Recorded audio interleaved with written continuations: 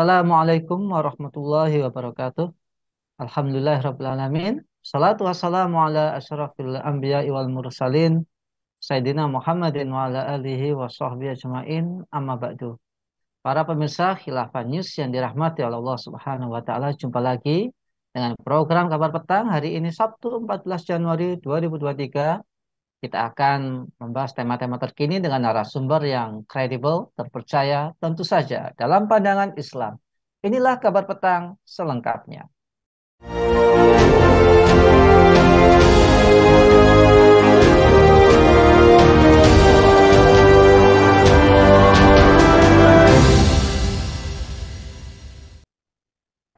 Pemirsa, Presiden Joko Widodo mengatakan pemulihan hak korban pelanggaran hak asasi manusia berat tak mengabaikan proses yudisial atau proses hukum. Selain itu, Jokowi mengatakan pemerintah akan berupaya dengan sungguh-sungguh untuk mencegah terjadinya pelanggaran HAM yang berat pada masa yang akan datang. Sebelumnya, Presiden Jokowi mengakui adanya 12 peristiwa pelanggaran HAM berat yang terjadi di masa lalu. Hal itu disampaikannya usai menerima laporan dari tim penyelesaian non-yudisial pelanggaran hak asasi manusia di Istana Negara Rabu. Apakah tim PPHAM berupaya hidupkan kembali ada komunis di balik HAM? Apakah penyelesaian judicial HAM berat langkah solutif dari pemerintah? Untuk membahasnya kami terhubung dengan Bung Lutfi Apandi dari Indonesia Justice Monitor.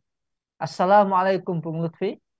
Waalaikumsalam warahmatullahi wabarakatuh, Bung Nanang. Alhamdulillah sehat ya. Alhamdulillah, alhamdulillah khair. Alhamdulillah. Bung Lutfi, Ya, Presiden Joko Widodo mengakui soal adanya 12 pelanggaran HAM berat yang terjadi di masa lalu. Di antaranya tragedi 1965 atau G30 SPKI. Apakah tim PPHAM berupaya hidupkan kembali komunisme, Ustaz? ya baik. Terima kasih, Bung Nanang. Jadi bahwa dugaan ya sebagian pihak bahwa tim PPHAM yakni tim penyelesaian non yudisial pelanggaran HAM berat ya di masa lalu itu yang diduga berupaya menghidupkan kembali komunisme itu sebenarnya bisa difahami gitu ya kalau ada asumsi seperti itu begitu ya mengingat apa salah satu peristiwa yang diakui oleh Presiden Jokowi sebagai pelanggaran HAM berat adalah yakni perlakuan negara saat itu yang memberantas G30 SPKI gitu. Jadi perlakuan negara terhadap apa namanya gerakan 30 September ya yakni gerakan PKI pada saat itu dianggap sebagai atau diakui sebagai sebuah pelanggaran HAM berat gitu. Maka upaya pemulihan ya bagi anggota PKI dan keluarganya dalam konteks ini dianggap sebagai upaya untuk menghidupkan kembali komunisme. Jadi kalau ada anggapan seperti itu sebenarnya bisa difahami dan wajar saja karena memang yang diakui sebagai sebuah apa namanya jadi negara mengakui bahwa apa namanya perlakuan terhadap komunisme pada saat itu dianggap sebagai pelanggaran HAM berat begitu. Nah, tetapi kalau saya secara pribadi melihatnya begini bahwa pengakuan pemerintah ya yakni bahwa negara pada saat itu diakui melakukan pelanggaran HAM berat karena memberantas gerakan komunis ya atau karena memberantas PKI pada saat itu dikhawatirkan akan muncul persepsi bahwa seolah-olah pemerintah mentolerir paham komunis gitu ya jadi seolah-olah gitu bahwa pemerintah itu mentolerir apa namanya paham komunis atau paling tidak dianggap ramah terhadap paham komunis gitu. Nah, di situ problemnya sebenarnya gitu. Sehingga kenapa pemerintah harus mengakui bahwa apa namanya tindakan terhadap komunis pada saat itu disebut sebagai pelanggaran HAM gitu loh. Ya padahal kalau memang itu prosedur hukum sesuai dengan hukum mestinya tidak dianggap sebagai pelanggaran HAM karena memang PKI sejatinya harus ditindak kan gitu. Nah, pengakuan pemerintah bahwa apa perlakuan terhadap PKI itu merupakan tindakan apa pelanggaran HAM berat itu akan memunculkan persepsi bahwa seolah-olah pemerintah itu mentolerir paham komunis ya atau paling tidak ramah ya terhadap paham komunis gitu. Kira-kira seperti itu, Bung Nana. Masya Allah. Ya. Baik, Bung Lutfi. Saat ini kebencian masyarakat pada segala hal berbau Iya. PKI dan Hmm. komunisme sudah mengakar. Maka terhadap sesuatu yang bersinggungan dengan PKI akan bersekali bangkit dan bersiap menghancurkan KRI. Apakah ini wajar, Bung? Apakah PKI dan komunisme ini memang berpeluang bangkit begitu? Ya, jadi begini cara memandangnya. Jadi kalau dilihat dari aspek bahayanya, ya satu ideologi atau suatu ideologi, maka kita menyebut ada yang disebut dengan bahaya laten, ada yang disebut dengan bahaya faktual gitu. Nah, apa itu bahaya laten? Bahaya laten itu adalah bahaya yang tersembunyi, ya, bahaya tersembunyi tetapi mengancam gitu dan bisa dia muncul sewaktu-waktu gitu. Nah, adapun bahaya faktual itu adalah bahaya yang memang sedang mengancam, sedang menggerogoti dan sedang merusak satu bangsa, satu masyarakat. Nah, saya memandang bahwa bahaya komunis itu merupakan bahaya laten gitu. Dia ada, bahayanya ada dan bisa muncul tetapi tidak bisa diabaikan juga. Jadi kita tidak bisa mengabaikan apa yang disebut dengan ideologi apa namanya komunis gitu. Karena satu saat dia bisa saja muncul sebagai bahaya faktual gitu. Nah, sementara bahaya yang seharusnya menjadi lebih perhatian kita saat ini itu ya apa gitu loh ya. Bahaya yang mengancam dan merusak bangsa ini jelas kalau kita lihat ya yakni ideologi kapitalisme bukan ideologi komunisme itu diakui juga gitu. Jadi bahaya komunisme itu kita pandang sebagai sebuah bahaya laten yang dia ada dan sewaktu-waktu bisa muncul dan harus kita waspadai, ya tidak boleh tidak. Tetapi yang harus menjadi perhatian kita lebih adalah bahaya faktual, gitu. Bahaya yang memang saat ini itu mengancam bangsa ini, menggerogoti bangsa ini, merusak bangsa ini. Ya ini apa? Ideologi kapitalisme, gitu. Nah, ideologi kapitalisme inilah yang saat ini menjadi bahaya faktual ya yang secara masif betul-betul merusak bangsa ini. Berbagai macam problem dan kerusakan yang mendera bangsa ini itu karena disebabkan karena ideologi kapitalis mulai dari kemiskinan ya lalu kriminalitas, utang luar negeri, ketergantungan bangsa ini pada asing, penguasaan sumber daya alam ya itu disebabkan bukan karena ideologi komunis tetapi karena ideologi kapitalisme gitu loh kira-kira begitu. Nah, jadi kalau ada pertanyaan apakah PKI dan komunisme berpeluang bangkit, jawabannya bisa saja. Ya, sangat mungkin. Bisa saja karena dia sebagai sebuah ideologi. Asal ada yang mengusung, maka ideologi itu bisa muncul kembali begitu. Tetapi energi bangsa ini sejatinya atau seharusnya digunakan untuk apa?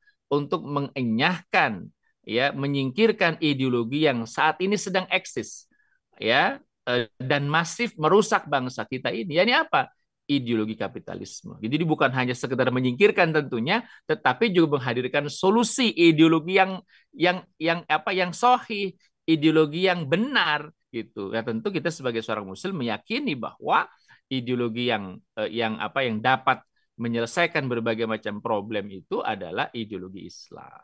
Ya, kira-kira begitu, Bung Nanang. Iya, Bung Lutfi, ini ada sebagian anggapan bahwa sekarang ini komunisme itu dengan kapitalisme itu kayak hybrid gitu. Hmm. Nah, itu ini kenapa banyak pihak yang katakan begini ya, ada manuver untuk menghidupkan komunis di balik isu HAM. Ya, apakah penyelesaian non yudisial HAM, HAM berat, non yudisial pelanggaran HAM berat ini adalah langsung langkah solutif dari pemerintah? Ya itu tadi faktanya kita sekarang berhadapan dengan uh, ideologi yang hybrid, ya komunis, Yeah. tapi dia merupakan bagian dari kapitalis, begitu, Bung Lutfi. Ya, jadi begini ya, isu HAM itu memang sangat dimungkinkan untuk ditunggangi ya oleh ideologi apapun gitu ya, sangat mungkin itu ya. Sangat mungkin di balik isu HAM itu ya dimungkinkan untuk menghidupkan ataupun mungkin merawat ideologi atau paham apapun termasuk komunisme gitu. Jadi itu kalau bicara mungkin dan tidak mungkin mungkin saja. Nah, tapi sebagaimana pernyataan saya sebelumnya bahwa seharusnya fokus perhatian kita itu adalah bagaimana menghadapi dan melawan ideologi faktual. gitu, yang saat ini memang betul-betul ada gitu. Ya ini ideologi kapitalisme. Sambil apa? Sambil yang juga tidak kalah penting buat kita sebagai masyarakat Indonesia yang mayoritas beragama Islam itu adalah menguatkan ideologi kita ya, sebagai sebuah apa namanya sebagai seorang Muslim, ya ini ideologi Islam gitu.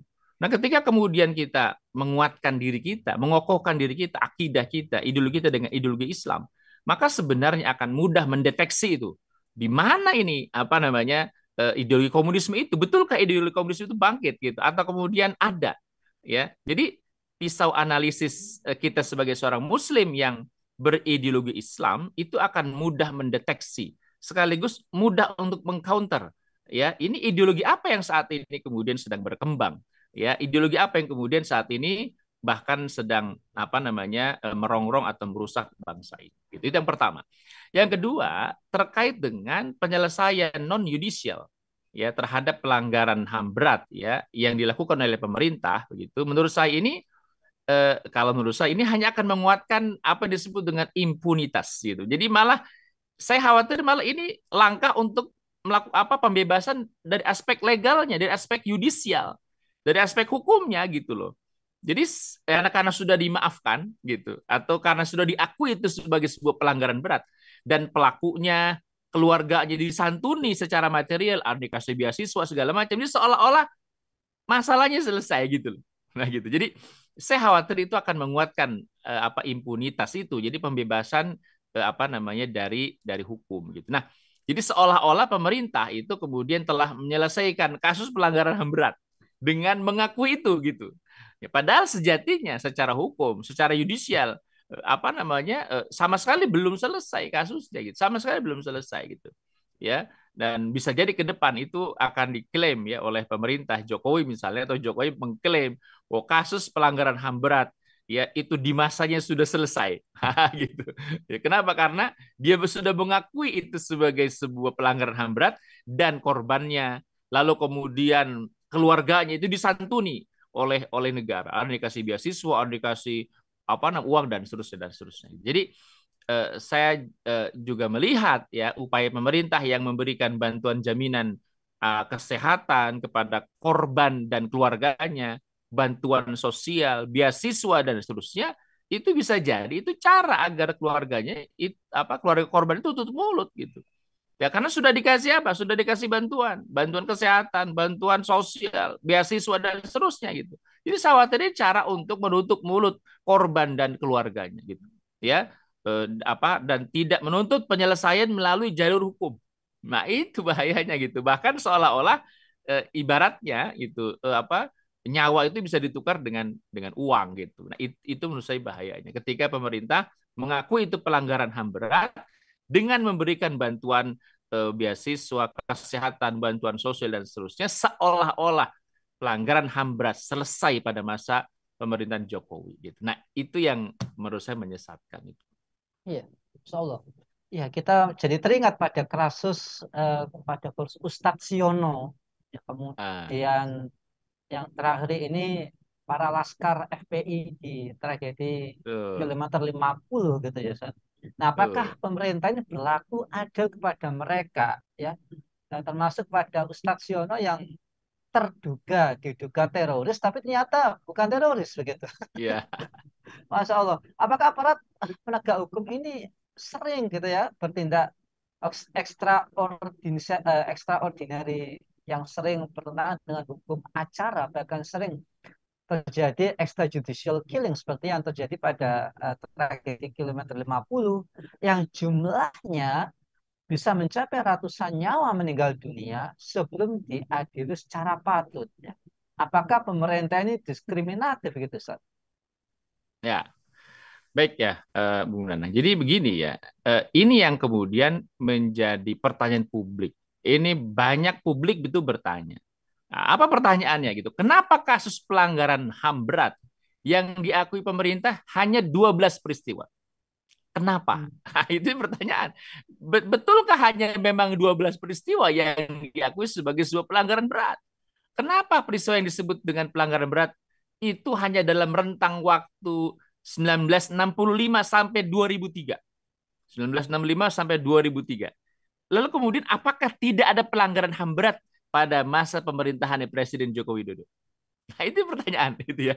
Kenapa hanya sampai 2003 gitu loh? 65 sampai 2003. Apakah pada masa pemerintahan Jokowi nggak ada pelanggaran HAM berat? Ya. Dan apakah di masa pemerintahan Jokowi juga tidak ada apa namanya yang disebut dengan pelanggaran HAM, melanggar hukum dan seterusnya? Ya. Kenapa sekian banyak kasus extrajudicial killing terhadap terduga? Ingat loh, terduga. Ini belum tersangka, masih diduga ya melakukan tindak terorisme atau kemudian kasus terorisme misalnya ya tidak masuk dalam kategori pelanggaran HAM berat. Padahal itu sama-sama menyangkut tentang masalah nyawa, ya, menyangkut masalah nyawa gitu ya. Padahal sama-sama menghilangkan nyawa tanpa putusan pengadilan. Nah gitu. Jadi kenapa gitu? Jadi kalau ada pertanyaan apakah ini sifat atau sikap yang diskriminatif, wajar kalau publik mengatakan bahwa ini sikap yang diskriminatif gitu. Kenapa hanya 12 kasus yang pelanggaran HAM berat ya, sementara sekian banyak terduga kasus terorisme. Dia mati, banyak yang mati yang meninggal ya tanpa proses pengadilan. Itu disebut dengan extra judicial killing. Kenapa gitu? Nah, jadi apa namanya wajar kalau kemudian publik menilai bahwa bahwa pemerintah itu diskriminatif karena hanya mengakui sebagian kecil saja yang dianggap sebagian kecil saja ya dari berbagai macam kasus pelanggaran HAM berat gitu.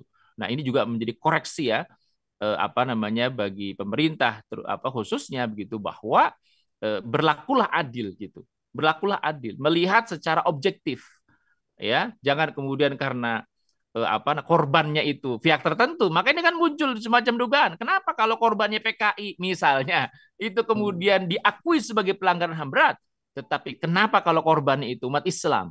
Ya, maksudnya kalau kemudian apa namanya itu terjadi pada umat Islam itu tidak dianggap sebagai sebuah pelanggaran apa HAM berat gitu. Nah, itu juga jadi pertanyaan. Baik, apakah apakah yang mendanai kampanye itu adalah lah? Ya, Masya Allah kan mengarahnya ke sana. Ada yang jadi anggota Ya, DPR lagi. Masya Allah. Baik. Ini kayaknya memanas, tapi kita biarkan pemirsa ini terus bertanya-tanya sehingga nanti ada kajian lanjutan. Mereka akan rame-rame hadir. insyaallah. Baik, Siap. Bung Lutfi, terima kasih atas pemaparannya dan semoga channel ini dilihat oleh para penguasa, termasuk para Ya, korban pelanggaran HAM dan mencerahkan eh, memberikan pencerahan sehingga mereka tahu apa yang harus mereka lakukan. Baik, terima kasih dan ya, semoga sehat sama-sama. dan sukses selalu Bung Lutfi. Pemirsa Sama-sama. Khilafah News yang dirahmati oleh Allah Subhanahu wa taala, demikianlah bincang-bincang kita yang luar biasa yang dahsyat dengan Bung Lutfi. Semoga kita bisa mendapatkan manfaat. Jangan lupa untuk subscribe, like, komen positif, dan share sebanyak-banyaknya. Semoga menjadi amal kebaikan bagi kita di dunia maupun di akhirat nanti. Saya Nang Siawan undur diri. Sampai jumpa di lain kesempatan dan wassalamualaikum warahmatullahi wabarakatuh.